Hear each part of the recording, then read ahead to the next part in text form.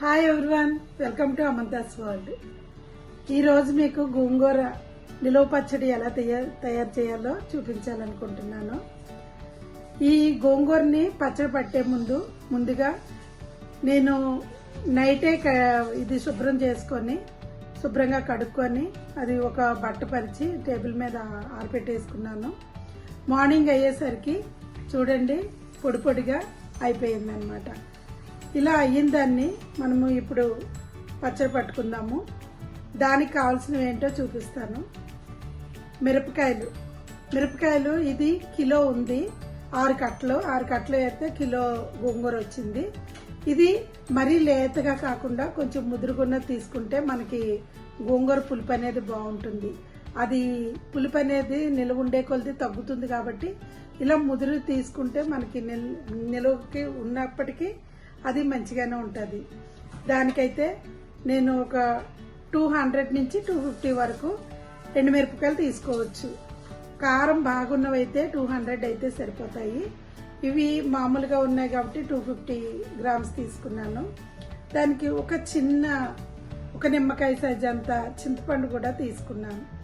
అంటే ఇది నిలువ ఉండే కొలది తగ్గుతుందని చెప్పాం కదా, అందువల్ల కొంచెం చింతపండు వేస్తే అది టేస్ట్ బాగుంటుంది. తర్వాత అది పులుపు కూడా కరెక్ట్గా సరిపోతుంది. ఒక 2 పెద్ద సైజు 2 వెల్లుల్లిపాయలు.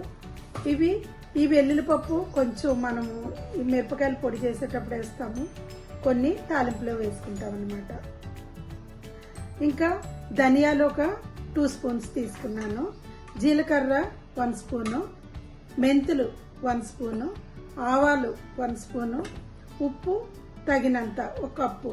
అంటే మనకి రుచికి సరిపడినంత మనకు తెలుస్తుంది కాబట్టి ఆ విధంగా వేసుకోవచ్చు.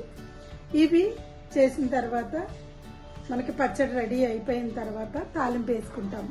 తాలింపుకి కావాల్సినవి పోపులండి. ఇవి మినపప్పు, శనగపప్పు, ఆవాలు ఒక 2 స్పూన్స్ వేసుకోవాలి. శనగపప్పు ఒక 2 స్పూన్స్. ఇవి మినపప్పు మాత్రం 1 స్పూన్ అయితే సరిపోతుంది. కొన్ని ఎండుమిరపకాయలు, కరివేపాకు, కొన్ని రమ్మలు తీసుకొని ఇవి తాలింపు రెడీ చేసుకోవాలి. ఇది ఇప్పుడు మనము ఏ విధంగా చేయాలనేది నేను అన్ని కొలతలతో చూపించాను కాబట్టి మీకు ఏ విధంగా చేయాలనేది కూడా నేను మంచిగా చూపిస్తాను, చూడండి. ముందుగా మెంతులు వేయించుకోవాలి.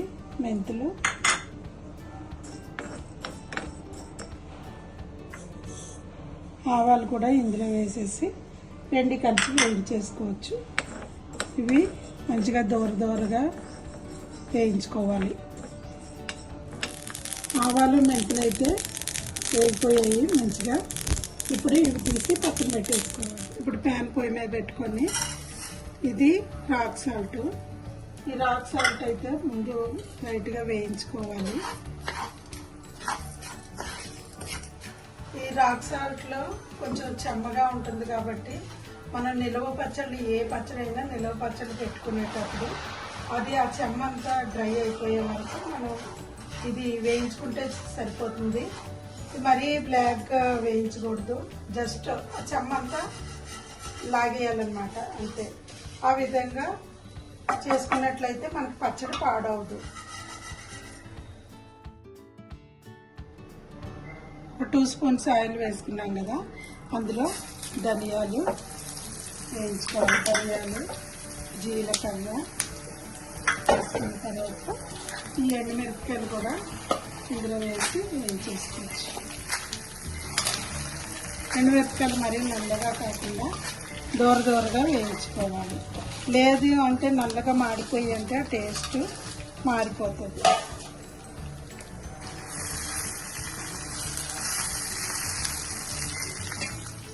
మిరపకాయలు అయితే వేగిపోయాయి. ఇవి దించి పక్కన పెట్టేసుకుందాం. ఒక 3 స్పూన్స్ వరకు ఆయిల్ వేసుకోవాలి. వేసుకున్న తర్వాత కొంచెం ఆయిల్ వేడెక్కాక ఈ గోంగూర అందులో వేసేసుకోవాలి.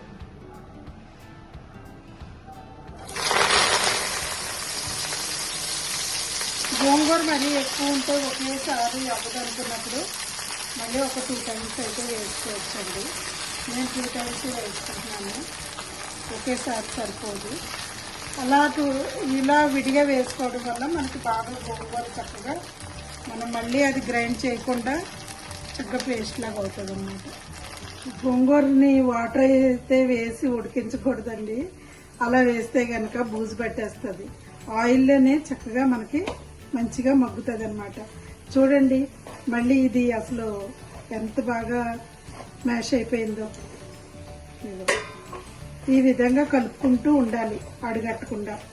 ఇలా కలుపుకుంటూ ఉండడం వల్ల అది మనకి మంచిగా వస్తుంది అన్నమాట.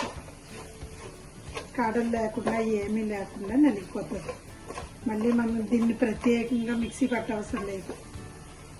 కొంతమంది రోట్లో దంచుతారు. ఏమీ లేకుండానే ఇలా మనకి పచ్చడి రెడీ అయిపోతుంది, ఏం చేయకుండానే. ఇప్పుడు తీసి పక్కన పెట్టుకుంటాను. నేను చెప్పాను కదా నేనైతే 2 times వేసుకుంటాను అని. నాకు సరిపోలేదు కాబట్టి తీసి పక్కన పెట్టేసుకొని మళ్ళీ కొంచెం ఆయిల్ వేసుకొని ఒక 3 spoons వరకు ఆయిల్ వేసుకొని మళ్ళీ అది మిగతాది పెట్టేసుకోండి. లో ఫ్లేమ్లోనే మనం ఉంచాలి.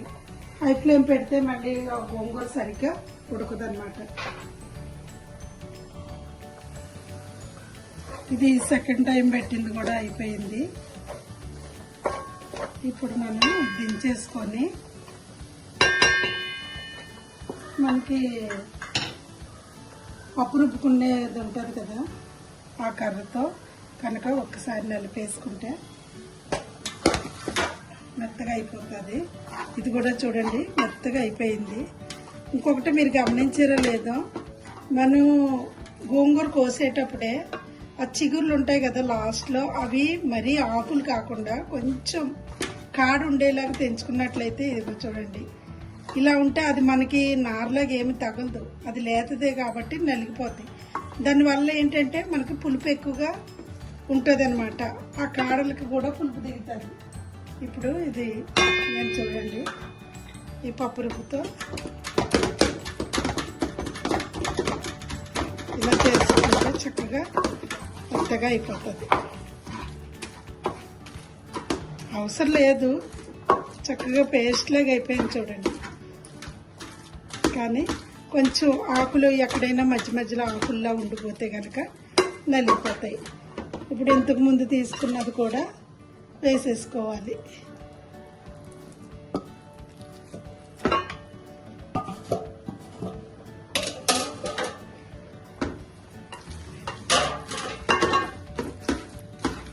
కొంచెం వెడల్పాటి కడాయిలో తీసుకుంటే కనుక మనకి ఇది కలుపుకోవడానికి ఈజీగా ఉంటుంది అన్నమాట.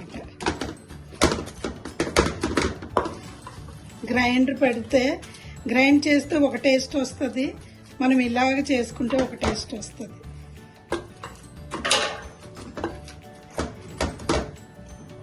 ఇలా అయితే చాలా బాగుంటుందండి. మీరు చేసి చూడండి.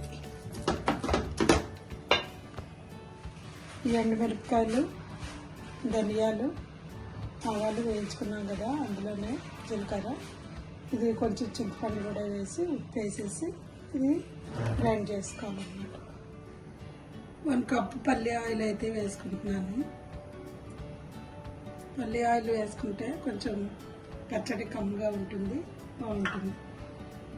కారం నలిగిపోయిన తర్వాత ఒక 3 వంతులు నలిగిన తర్వాత వెల్లుల్లి రెమ్మలు వేసుకోవాలి.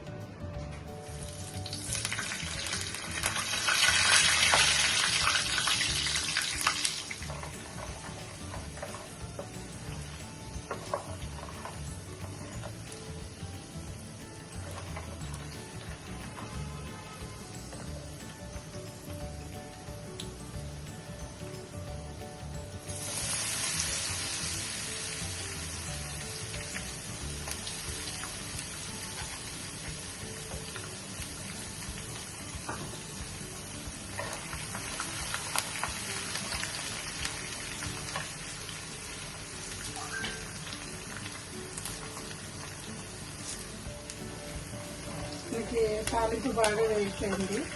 వెల్లుల్లి చూడండి కొంచెం లైట్గా మిక్సీలో క్రష్ చేసినట్టు పెడితే చాలు, మెత్తగా చేయకుండా. ఇప్పుడు ఇందులో ఇవి వేగిపోయిన తర్వాత స్టవ్ బంద్ చేసుకుని ఇప్పుడు కరివేపాకు వేసుకోవాలి. కరివేపాకు వేసుకుంటే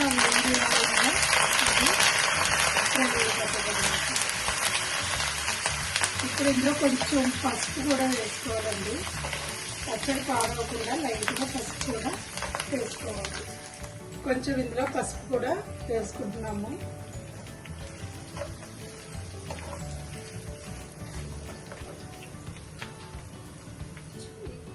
అంతా అయిపోయింది కదా. ఇవి బాగా వేగిన తర్వాత కొంచెం ఇంగువ అనేది ఆప్షన్ అండి, మనకి మన ఇష్టం, వేసుకుంటే వేసుకోవచ్చు. కొంతమంది వేసుకుంటారు, కొంతమంది ఇష్టపడరు. నేనైతే వేస్తున్నాను.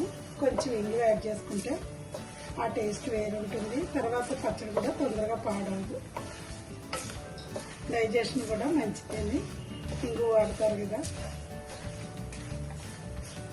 ఇది అయిపోయింది. ఇది వేడిగా ఉన్నప్పుడు వేయకుండా కొంచెం గోరువెచ్చగా ఉన్నప్పుడు చల్లగైన తర్వాత వేసుకుంటే బాగుంటుంది. ఇప్పుడు మనం గోంగూర అయితే ఈ కారం అది కలిపేసుకుందాము.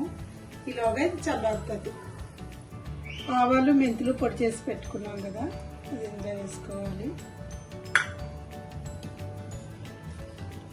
ఎండుమిరపకాయలు, జీలకర్ర, ధనియాలు, వెల్లుల్లి, కొంచెం చింతపండు, ఇవన్నీ కూడా మనం గ్రైండ్ చేసి పెట్టుకున్నాం.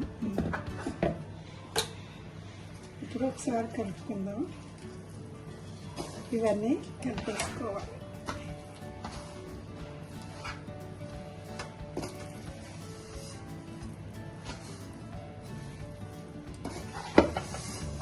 మనకి ఆయిల్ వేసి ఇప్పుడు గట్టిగా ఉన్న ఆయిల్ వేసిన తర్వాత మంచిగా అంతా కలిసిపోద్ది అన్నమాట.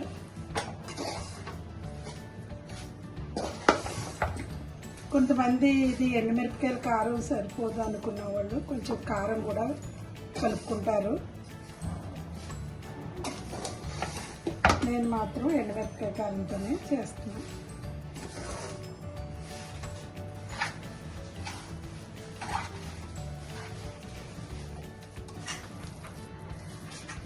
ఇలా చూడండి, బాగా కలిసిపోయింది.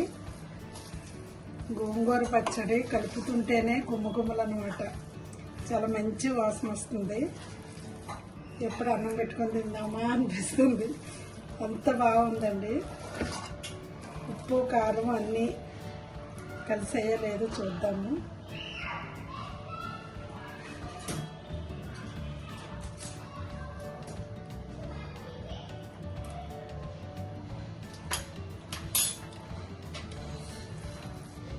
అన్నీ కరెక్ట్గా సరిపోయాయి. కొంచెం సాల్ట్ ఉంది.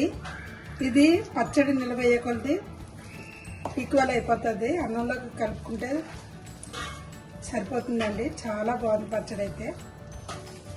మీరు కూడా ఖచ్చితంగా ఇలా ట్రై చేసి చూడండి. ఇది దీంట్లోకి తాలింపు కూడా అవసరం లేదేమో అనిపిస్తుంది అనమాట. ఇది ఆల్రెడీ మనము ఆయిల్లోనే గోంగూర మగ్గబెట్టాం కాబట్టి ఇలా కూడా తినచ్చు. మనకి ఆయిల్ చల్లగా అయిపోయింది, ఇందులో కలిపేసుకుందాం. తాలింపు అయితే చల్లగా అయిపోయింది, ఇందులో వేసేసుకుందాం.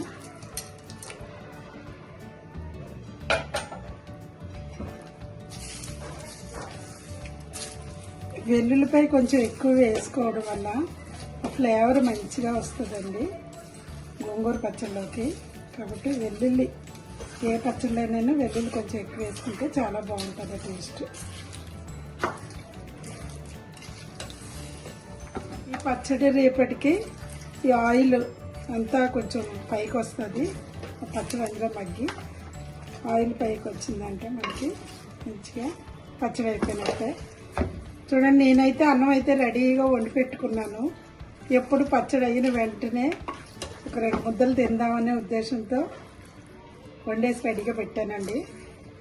చూడండి, పచ్చడి చేయడం ఒక ఎత్తు అయితే గోంగూర పచ్చడితో ఎలా తినాలి అనేది మీకు చూపిస్తాను. ఎలా కలిపితే ఆ గోంగూర పచ్చడి టేస్ట్ తెలుస్తుంది అనేది నేను మీకు అన్నం కలిపి చూపిస్తాను. చూడండి, ఎప్పుడెప్పుడు తినాలా అని ఎదురు చూస్తున్న గోంగూర పచ్చడి రెడీ అయిపోయింది. ఇది చూడండి, గోంగూర పచ్చడి ఎప్పుడు కూడా అన్నం చాలా వేడిగా ఉంది. వేడి వేడి అన్నంలో వేసుకొని మంచిగా వేళ్ళతో కాకుండా ఇలా పెట్టి కలపాలి. అప్పుడే దాని టేస్ట్ తెలుస్తుంది మనకి. కలపడంలో కూడా టేస్ట్ వస్తుందా అని అనుకోవచ్చు. నిజమండి, నిజంగా ఇలా కలిపి చూడండి, మీకే తెలుస్తుంది. మనం మామూలుగా కలిపింది వేరు, ఈ టేస్ట్ వేరు. ఇలా కలుపుకొని అది ముద్ద చుట్టుకొని తినాలి.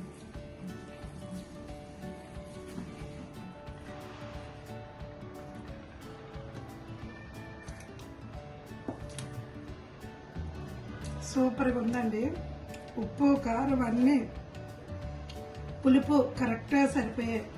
చాలా బాగుంది ఈ పచ్చడి. ఇప్పుడు నేను చేయడానికి కారణం మా కోడల గురించి. కొత్తగా పెళ్ళయింది కదా, అప్పుడే అన్ని వంటలు రావు కాబట్టి కొన్ని పచ్చళ్ళు పట్టి వేసి పంపిస్తున్నాను. నేను పెట్టే పచ్చళ్ళు ఈ రోజంతా పచ్చళ్ళతోనే నేను టైం కేటాయించుకున్నాను. ఇదిగోండి, తర్వాత గోంగూర అయిపోయింది కదా, ఉసిరికాయలు కూడా. తర్వాత చికెన్ పిక్కిలు పెడతాను. ఓకే, ఈ 4 పచ్చళ్ళు చేసి పంపిస్తా.